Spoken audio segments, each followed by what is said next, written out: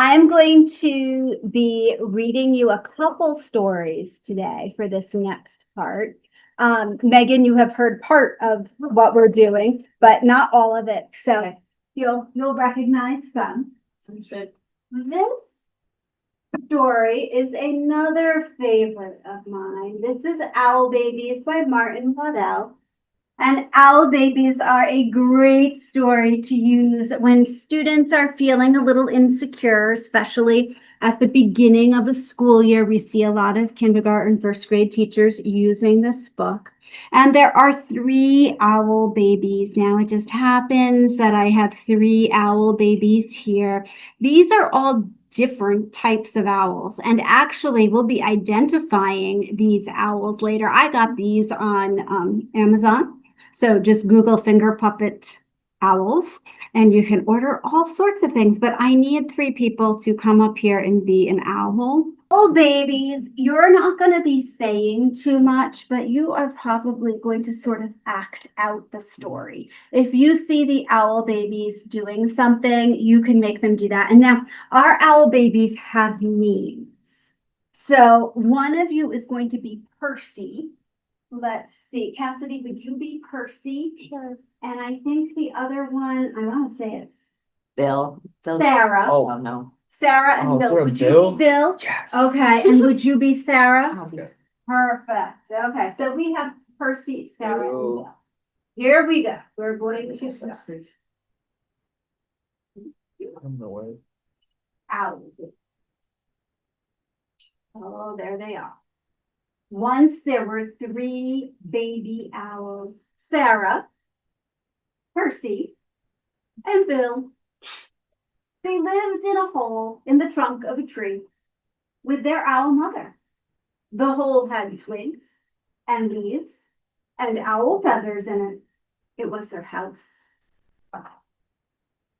One night they woke up and their owl mother was gone. Where's Mommy? Asked Sarah. Oh my goodness, said Percy. I want my mommy, said Bill. The baby owls thought. Show me your owls thinking. Oh, yes. All owls think a lot. I think she's gone hunting, said Sarah. To get us our food, said Percy. I want my mommy, said Bill. But their owl mother didn't come. The baby owls came out of their house and they sat on the tree and waited. Oh, yes, there they are, sitting on the tree. Very good. A big branch for Sarah, a small branch for Percy, and an old piece of ivy for Bill. She'll be back, said Sarah. Back soon, said Percy. I want my mommy, said Bill. It was dark in the woods. We had to be brave, for things moved all around them. She'll bring us mice and things that are nice, said Sarah. I suppose so, said Percy. I want my mommy, said Bill. They sat and they thought. All owls think a lot. I think we should all sit on my branch, said Sarah. And they did, all 3 together. Oh, yeah, there they are. Suppose she got lost, said Sarah. Or a fox got her, said Percy. I want my mommy, said Bill. And the baby owls closed their owl eyes and wished their owl mother would come. And she came. Soft and silent, she swooped through the trees to Sarah and Percy and Bill. Mommy, they cried, and they flapped, and they danced, and they bounced up and down on their branch. What's all the fuss? Their owl mother asked. You knew I'd come back. The baby owls thought. All owls think a lot. I knew it, said Sarah. And I knew it, said Percy. I love my mom, said Bill. There we go. Oh, you did such a great job. You can put your owls down here and go back to your seat.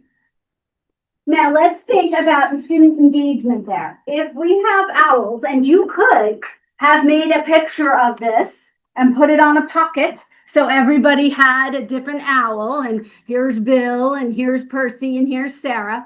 That would have worked fine for your pockets, or you have a little finger puppet, depending on how many kids you have. You've kept them engaged.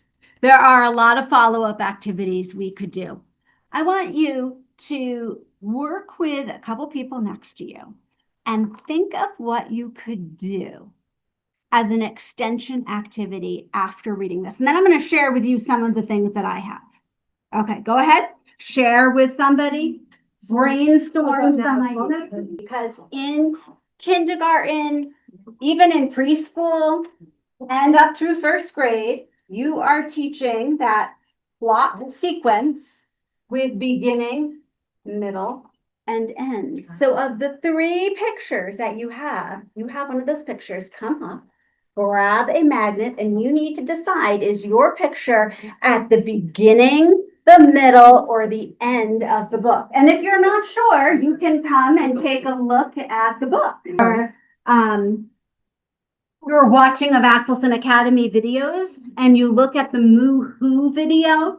Moo-Hoo goes through there's like a picture for every page, which I do with, I want to say I did that with end of kindergarten. So we were sequencing those activities, but this is even more basic. So here's at the beginning. At the beginning, they are in their house, right? And here's the hole in the tree. And all I did was make color copies of the book. You are allowed to make color copies of the book for education, not for sale. You can't photocopy the entire book, but if you're doing a few pictures like this, that is considered legal. So we have the beginning, and then we have the middle where they go out of their owl hole to sit on the branches. And then we have the end where the mama comes back. So we have beginning, middle, and end. And working on that sequence, if you start with something very basic with just 3 things that happen, and I would try to make it pretty obvious, which is the beginning, middle, and end. You're not out to trick them. And then work up to more events like you're going to see in that particular video. That would be a good activity. Did anybody think of sort of a sequencing of events when you turn to your partner? And I have my anchor chart. So this is a 2-column notes anchor chart. 2-column notes have been around for years and years and years. They began as what we called Cornell notes out of Cornell University. And it started for much older students where we would say, take your notebook page and fold it in half or fold it to be 1/3, 2/3. And on your left side, you're going to have your main idea. And on your right side, you're going to have details. And it became this nice organized way of taking notes. Kind of like an outline, but less complicated. You didn't have to do the capital A's and B's and 1s and 2s and make sure that they were all the right order and whether it was capital or not. We just knew main idea went on this side, and then we'd put all the details about it on the other side, and then we'd get another main idea and we'd put all the details there. A lot of times, an anchor graphic organizer, like the Freyer model, like your top-down web, if kids get used to seeing 2-column notes all the way down to kindergarten, and they start using that up through high school, this is often a district-wide strategy. So that they're so comfortable using this format, it's like their go-to. You don't have to say, when you get to middle school, we're going to be using 2-column notes. Of course, you're going to be using 2-column notes. It just makes sense. Now, with the little ones, you're doing a lot of modeling. And I do a lot where I write things out for them, and then they put this up on here. So you're going to think about the information that we got from owl babies. Okay. And I have 2 main things that I learned in owl babies. I learned about the owl home, and I learned about their food. So think back. I know we just read it a minute ago. Can anybody tell me something you learned in this book about owl homes? Now, this might be a time where you say, even before you say that, I'm going to reread the page where it talks about the owl home, and you listen really carefully and see if you can remember. Okay. Once there were 3 baby owls, Sarah and Percy and Bill. They lived in a hole in the trunk of a tree with their owl mother. The hole had twigs and leaves and owl feathers in it. It was their house. Oh, that page had so much good information about owl homes. What did you hear about owl homes? Trunk of a tree. Oh, look at that. I have that here. This says in tree. Would you read that with me? In tree. Yes, owls live in a tree. So I'm going to put it over on this side because that's where their home is. What else do we know from this page about owl homes? Yeah. It's in like a hole. Oh, it was in a hole. I don't think I wrote that down. But boy, yeah, it sort of was like hollowed out. And then if I was really good, I might have some blank ones made up with the Velcro on the back. And then you could just write, like if a student comes up with an extra idea, you add it on. What else? Leaves. Oh yeah, they have leaves in the tree hole that they have. What else? Branches. Branches. Oh, I don't think I put that down, but that's brilliant. And I would take and I would write it on here and I would add it.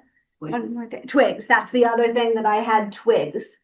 And so now when you're teaching the 2-column notes, you leave a space until you get to the next main idea.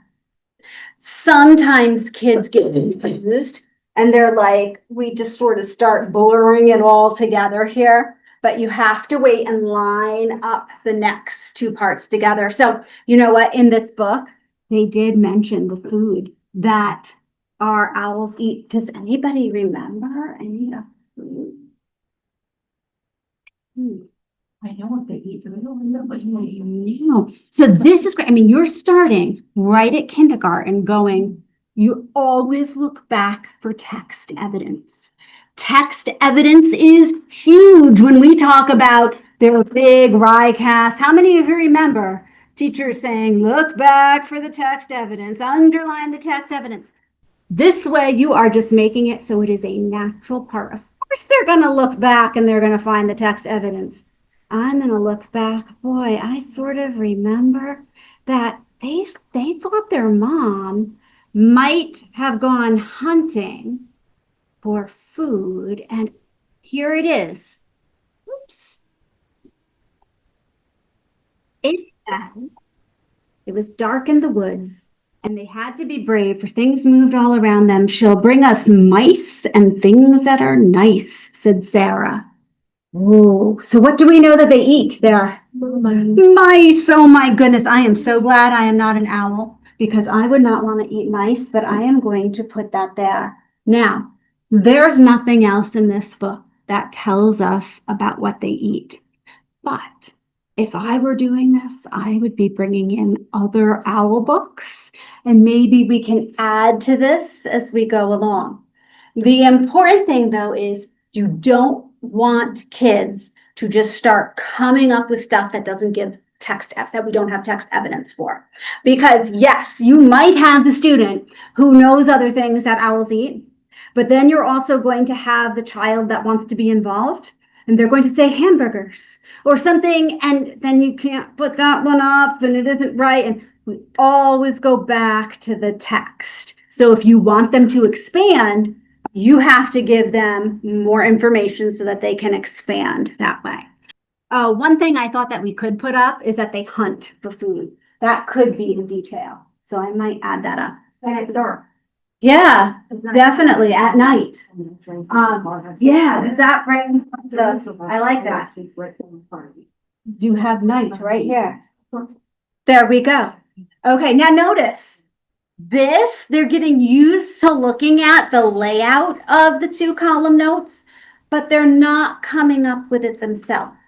The next step up is maybe you do some of it and maybe they're going to write in one thing on their own. Sometimes I've seen teachers make a paper of this and leave a blank. So they're not writing the whole thing. You're just filling in one thing. You also, for little ones, could do pictures to go with the words. I would keep the words up here because we always want to be bringing in the alphabet and tying that to reading. And some kids will pick that up earlier than others, but I could have a picture of a mouse here, no problem. And that would help to scaffold as we are going in. That also helps your multi-language learners too, as they're learning a new language. So I have another book. This one is Owls by Gail Gibbons. Gail Gibbons is another wonderful author, and she does a number of nonfiction texts. One of our Rhode Island core strategies is to have an exposure of a wide, diverse type of reading material, fiction and nonfiction. So, Owl Babies, fiction, even though there are some facts in here. Bill does not really get out there and say he misses his mom. Owls can't talk. I hate to tell you this, but this book is going to expand knowledge using some nonfiction. So this is a pretty long book. A lot of times with books like this, we don't read the whole thing. You might choose one or two pages that you want to highlight and then come back and do another couple pages. So just real quickly, here is the bird swooping, but they have great pictures that are labeled. So claws and talons, they talk about raptors. You're getting into a lot. Look at this, owls of North America. Oh my goodness, here's where we could identify all of our puppets. I mean, this in and of itself, you could take a long time on. So I would say you're pulling a part of this book out that you think you want to focus on for that. And it says that there are about 230 different kinds of owls living in the world.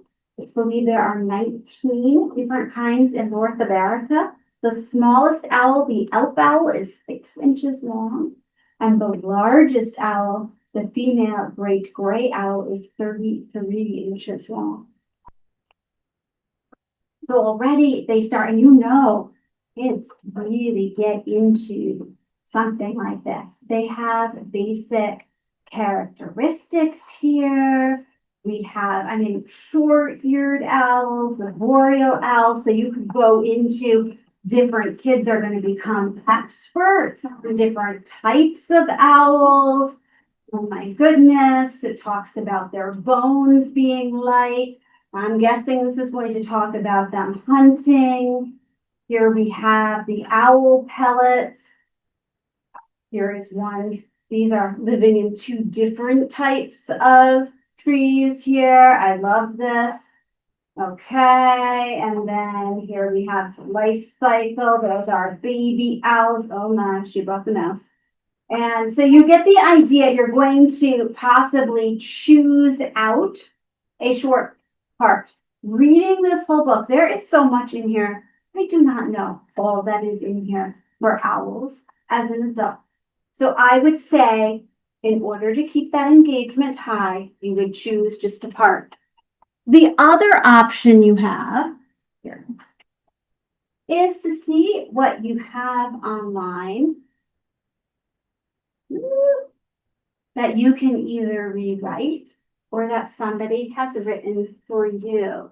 So this is from Maya Chu, who posted it on Teachers Pay Teachers.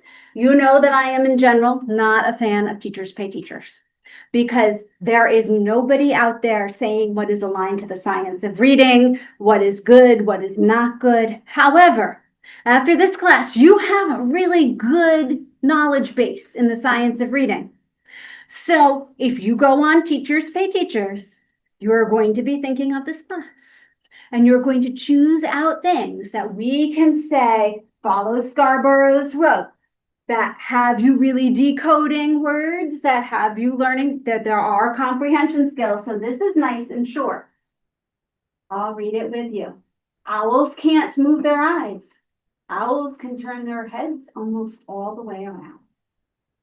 The pair of ears on an owl's head are actually ear tufts, which are just feathers and not real ears. Okay, so now I'm going to come back over here to our two-column notes. Looking at this article here, what main ideas could I talk about now?